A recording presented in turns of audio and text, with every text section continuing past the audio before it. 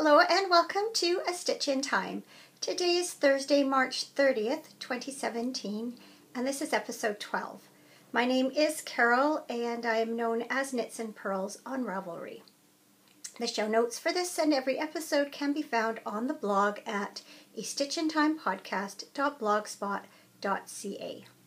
If you'd like, you can come join the Ravelry group. You can find it by searching A Stitch in Time Podcast on the Groups tab in Ravelry. It's been really exciting this week to see a few new members and also more chatter and more participation in the Agatha Christie along. This is a very casual knit along that I'm hosting. I had the idea for it. I'm knitting my way through my Agatha Christie collection in order of publication and decided it would be fun to have a knit along to go along with that. I'd originally planned to end it at the end of March, but because there's been some new interest in that thread, I've decided to just extend it indefinitely. It's a very loose knit along, no real rules except to knit or crochet something that you can somehow relate to Agatha Christie herself, one of her novels, or one of her characters. One of our new members, Little Mouse, or Jane, has recently wound yarn for the Apple Blossom socks, and she has connected those back to Agatha Christie by stating that the character Ariadne Oliver likes to eat apples, and therefore the socks remind her of her. So that's fine. It's as I say, there's very few rules. It's just a way to come together and form a community, get to know each other.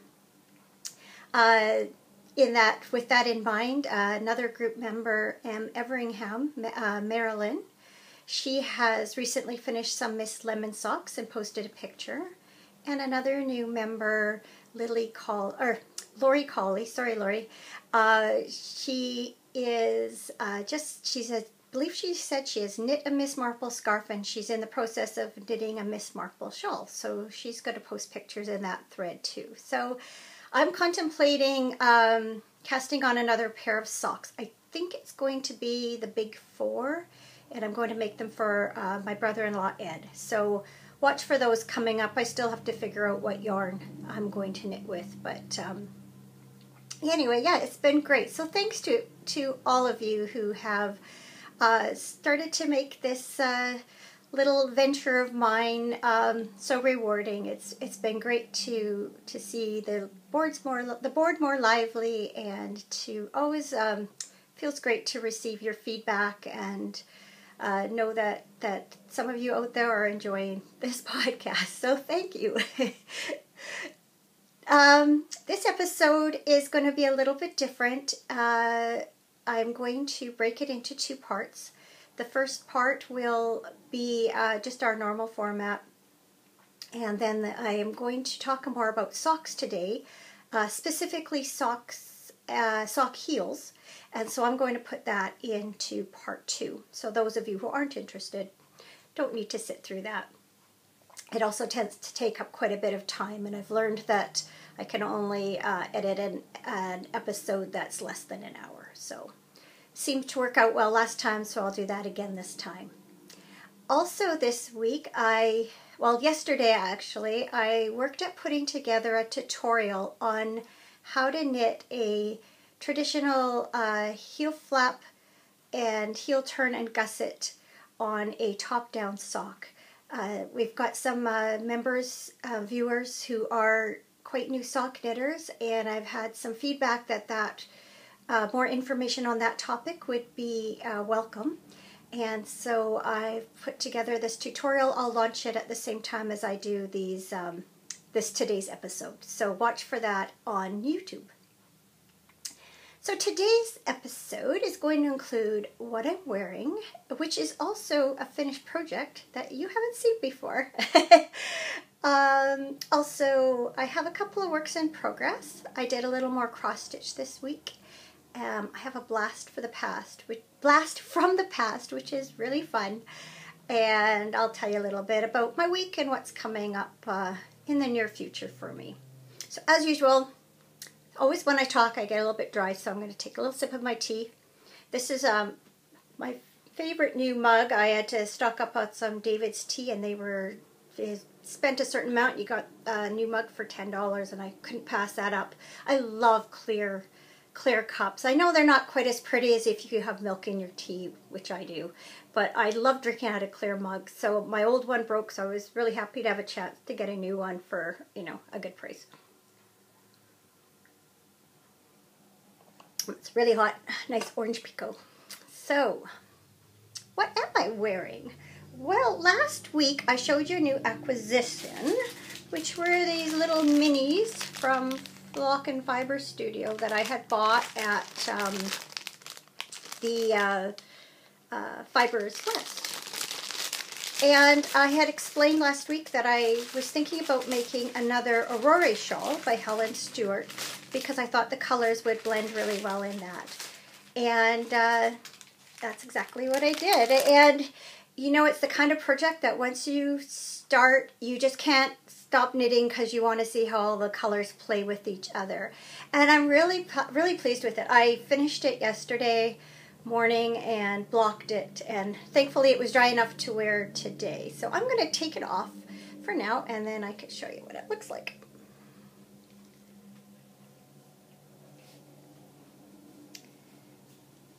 So I'll start from this end because this is where you start the knitting. This part reminds me of a brick wall.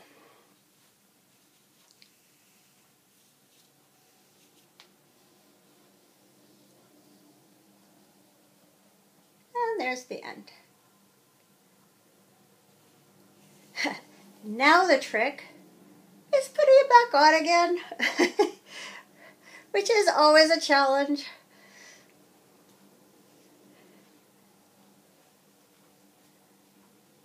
Maybe tuck that inside. Oh, yeah, not so great. Oh well, it'll do. It actually might be coming off in a while. We've got some sunshine coming in here, and it's a bit warm.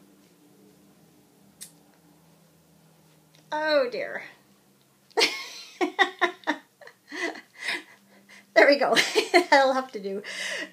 Anyway, so when I knit my previous Aurora shawl, I had knit the shawl, or the smaller size that was designed for sport weight yarn.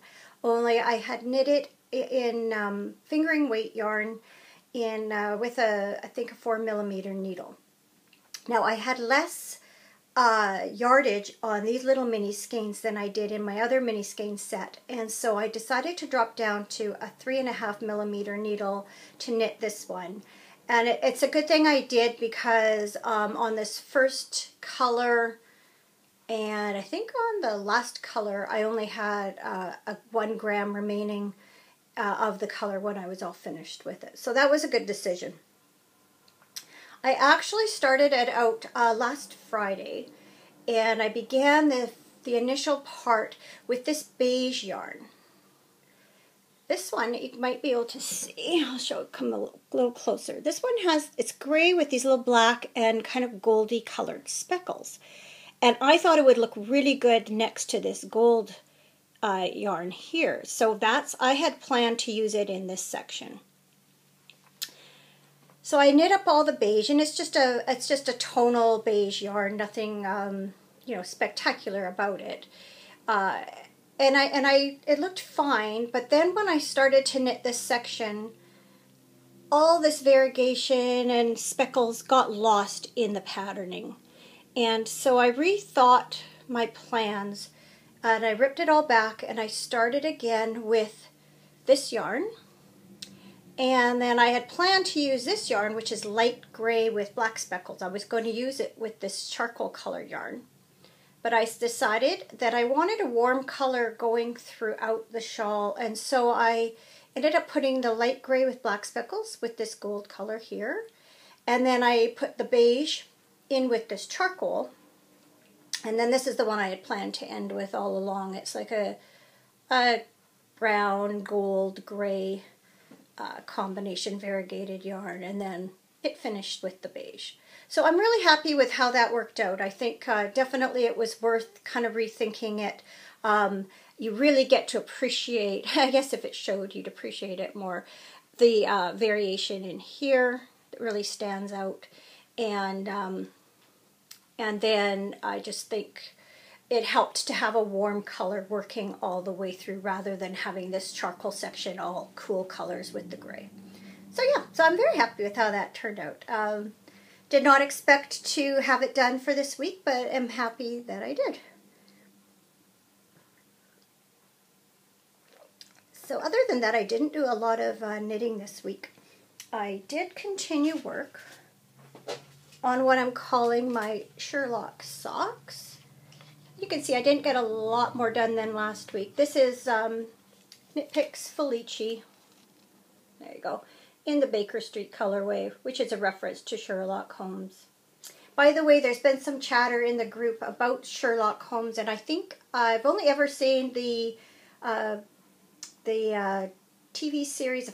I think I've watched 2 seasons of it. The one with, what's that guy? Everyone's shouting it at me. Cumberbatch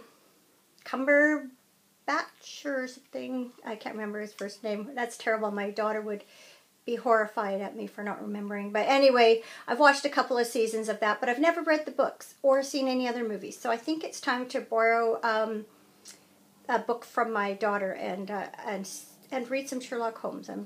Some people, obviously, it's a long-standing classic detective series, so it must be good, right? It lasted that long. Anyway, so these are just the socks I work on, in the car, watching TV, that sort of project. This one I actually worked on a lot while watching TV over the weekend and during the week, because a lot of it was garter stitch and where it didn't need a lot of concentration. So this was really my TV knitting this week. So last week I also mentioned that I wanted to get back to work on my Celesterium shawl. This is something I'd started a couple of years ago. I was so enthusiastic when I started, and then, like a lot of times, I kind of lost interest for one reason or another. So it is a pie shawl, round pie shawl, that has beads that depict the night sky in the northern hemisphere. And so I had searched out this beautiful navy blue-faced Leicester yarn from Indigo Moon. Oh, that's a ratty label. Let's see if I can find you a nicer label than that. So that's Indigo Moon. And it's called Midnight Song, which seems appropriate. And when I showed it to you last, I had just knit a few rows into this after this most recent increase. So I ended up doing like 15 rows in the last, early this week. So it has grown quite a bit. And one thing that made it a lot easier is I put stitch markers in every 10 stitches. I had previously marked off the quarters of the shawl. There are 4 charts, so it's divided, or at least this section, there are 4 charts. So it's divided in 4 naturally, and then I had further divided the shawl. So those were my quarter stitch markers. And then I had divided it further, into 8ths. But I found now that with this new increase, the charts are just too large to keep track very easily across the rows. So I further broke it down into 10 stitches. And I'm finding that makes it a lot easier to look ahead and see if there is a bead or a yarn over, knit 2 together coming up further down that row. So that's made a big difference. I think that's helped me to pick up the speed of the knitting. Look how pretty it is. It's just going to be gorgeous when it's done. Marilyn in the group has knit one. Also, she showed us a picture of it. So that really gave me the inspiration to really get back to it. And I'm glad I have. So I don't know that I'll show this to you every week. It gets, shawls in progress, especially something like this, is not a lot to see. But I'll show it every so often and let you know how I'm getting on. I'm hoping this is one I'll keep in rotation and work on quite regularly now that I've got it out again. Because it's going to be gorgeous. And something else I showed you last week that I continue to work on is my cross stitch. So I'm feeling really good about that too. I have a tendency to let that go. So to refresh your memory, I'm working on this sampler by Elsa Williams called Blue Willow Tea Time. And when I showed it last week, I think I was around here, maybe up here. I wanted to work my way around. So I have done that. I've completed my way around with this blue. And I had thought I would kind of go around and fill in this color other places, and I changed my mind on that. But I did start with this lighter blue. There's a ship that's in this thing, and then there's a container of tea that goes here. So I just started with this light blue. So I haven't worked on it for a couple days, but it's been nice to have it out and accessible. And that's the thing, if it's not accessible, then it just doesn't get worked on. Simple as that.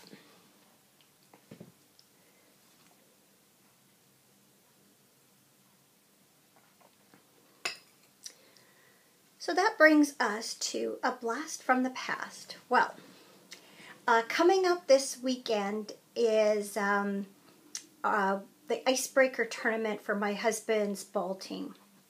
And they just have a 1 day of games on Saturday, and it's just a really informal tournament just to get everybody back into the mode of playing ball again for the season. And a lot of times we don't even keep score for those games. We'll just run through the batting order once, or else just play mixed up positions, things like that. It's just mostly sort of a bit of practice and a bit of everyone getting reacquainted with each other, etc. And then the real season starts next Wednesday. So a few years ago, okay, well, it goes back to the summer before that icebreaker tournament a few years ago. I had a sort of a running joke with a friend of ours from the team about knitting him something or making him something. And somehow we got on the subject of swans. This is when Stephen West had put out his video about how to make swans. And for those of you who don't know what that is, it's sweater pants. And you take an old sweater and you cut out the neckline, sew it together into the crotch of to make the crotch of a pair of pants. You turn the sweater upside down, and the arms become the legs of your swants. And then you put something around the top of the bottom of the sweater becomes the top of your pants or your swants, and you can hold them up with a belt, or you could put a casing and put some elastic through it, however you decide to wear them. So in the summertime, this friend of ours has his birthday, and at the year-end party for our ball team, which coincided with his birthday, I gifted him with a pair of swants that I had made out of one of my husband's old sweaters. And it got lots of laughs. It was a big hit. And the team was like, wow, we should wear these to the icebreaker tournament next year. Because sometimes teams do dress up in costumes or, funny uniforms and stuff like that. So I said, well, you guys find me the sweaters and I'll make them. So that is what we did. And so I'll show you mine and my husband's, and then I'm going to insert a few pictures of what our team looked like wearing them. So these were my swants, and the crazier the sweater, the better. So as you can see, this is the sleeve of the sweater. It becomes your leg, and this is where the neck of the sweater was, and it got cut out for the crotch. So those are mine. And these were my husband's. I mean, they're just ridiculous, right? Well, it was such a big hit. We got so much attention, as you can imagine. And we had so much fun wearing these. We're not doing it again this year. It's one of those one-time deals. You can't really repeat it. But kind of wish we were, because I think it's supposed to be raining. It's going to be kind of chilly out there. And I keep score, so I don't get to move around. I usually just freeze the beginning of the year. It can be kind of chilly sitting there. As I get all, my husband calls me Nanook because I have my big coat on and a big blanket and hot cup of tea and keeps score for these guys. So I'll insert some pictures here just so you can see what fun we had a few years ago. It's right there.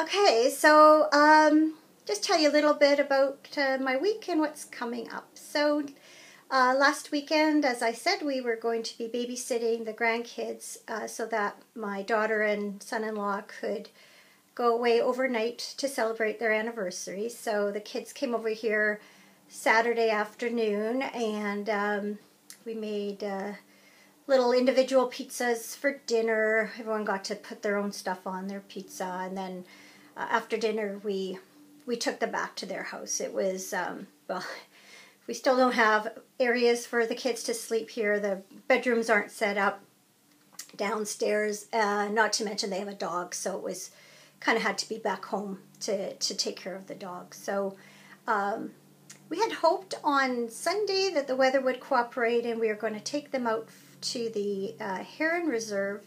We have a colony of they're nesting right now, not too far from here, and we thought we'd go there, go for a walk, see the herons, but as it turned out, the weather was kind of drizzly and gray and cold. We ended up being able to go to the park in the afternoon for a while, but it wasn't a very nice day. Actually, watching the weather the other day, and apparently so far in March, and that was just a couple days ago, we've only had 2 days without precipitation this year in March. It's a little bit sunny out today here, sun and cloud, but it did rain this morning, so, and I believe it's supposed to rain again tomorrow, so maybe that's the most we're going to get this year, is 2 days in March without precipitation. Some of it's been rain, some of it's been snow. It's just been a crazy year. So anyway,